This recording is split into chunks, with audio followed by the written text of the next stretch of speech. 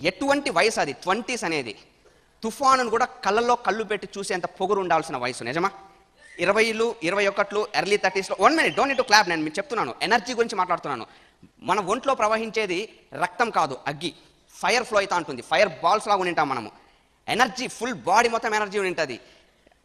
నీ నడకలో అలెగ్జాండర్ నువ్వు అంత పొగురుతో నువ్వు నడుస్తానంటావు, తప్పేమి లేదు. అట్లా ఉంటేనే నువ్వు కుర్రోడు, అట్లా ఉంటేనే నువ్వు యంగని. లేదంటే 20లో కూడా నత్తల్లాగా సవాల్లాగా పోతా అంటే ఇంకేంది?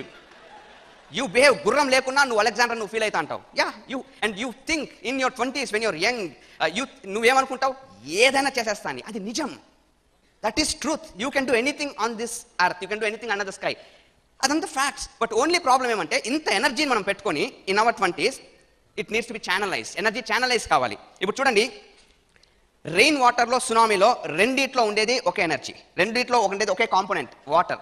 బట్ వాన నీటితో మనం ఆడుకుంటాం, సునామీ మనతో ఆడుకుంటుంది. రెండిట్లో ఉన్న తేడా ఏమి? రెయిన్ వాటర్లో ఎనర్జీ డిసిపేట్ అయిపోయింది, అట్లా స్ప్రెడ్ అయిపోయింది. సునామీలో ఒక్క చోటకు వచ్చింది. I became a tsunami when I was 21. I just went diamond. 4 ఏళ్ళు మీలో ఎనర్జీ ఛానలైజ్ చేస్తే మీకు ఇది అర్థమైందంటే 4 ఏళ్ళు చరిత్ర సృష్టిస్తారు. మ్యాటరే కాదు.